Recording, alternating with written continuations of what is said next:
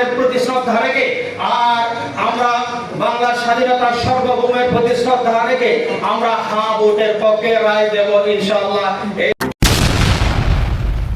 আসসালামু আলাইকুম, আপনারা দেখছেন এখন সংবাদ 24, সাথে আছি আমি অহনা।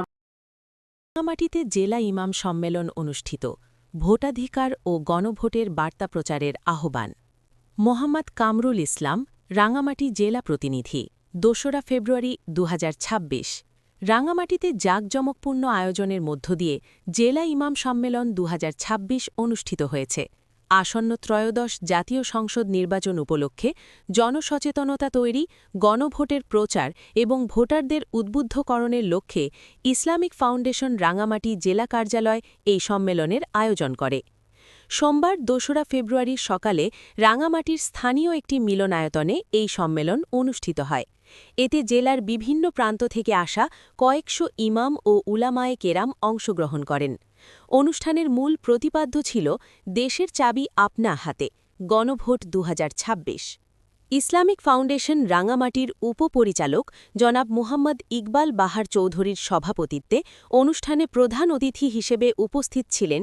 বিশেষ অতিথি হিসেবে বক্তব্য রাখেন জনাব মুহাম্মদ রুহুল আমিন, অতিরিক্ত জেলা প্রশাসক সার্বিক রাঙামাটি, মুহাম্মদ তারেক সেকেন্দার, অতিরিক্ত পুলিশ সুপার রাঙামাটির সদর সার্কেল, জনাব মুহাম্মদ শফিকুর রহমান, সিনিয়র জেলা নির্বাচন অফিসার, জনাব মুহাম্মদ শফিকুর রহমান চৌধুরী, উপজেলা নির্বাহী অফিসার সদর, জনাব আনোয়ার আল হক, সভাপতি রাঙামাটি প্রেস ক্লাব। সম্মেলনে বক্তারা বলেন, দেশের গণতান্ত্রিক ধারা বজায় রাখতে এবং রাষ্ট্রীয় সংস্কারে সাধারণ মানুষের ভোটাধিকার প্রয়োগ অত্যন্ত গুরুত্বপূর্ণ। ইমামরা সমাজের পথপ্রদর্শক হিসেবে সাধারণ মানুষকে সঠিক তথ্য দিয়ে সচেতন করতে পারেন। বিশেষ করে আগামী নির্বাচনে গণভোট প্রক্রিয়ার মাধ্যমে জনগণের ক্ষমতায়ন নিশ্চিত করার উপর জোর দেওয়া হয়।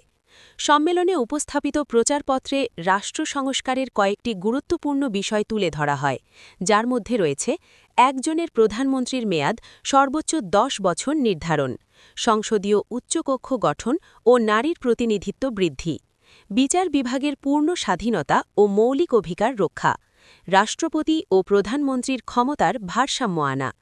অনুষ্ঠানে কুরআন তেলাওয়াত, হামদ ও নাত এবং বিশিষ্ট আলেমদের আলোচনার পর দেশ ও জাতির মঙ্গল কামনায় বিশেষ দোয়া ও মোনাজাত করা হয়।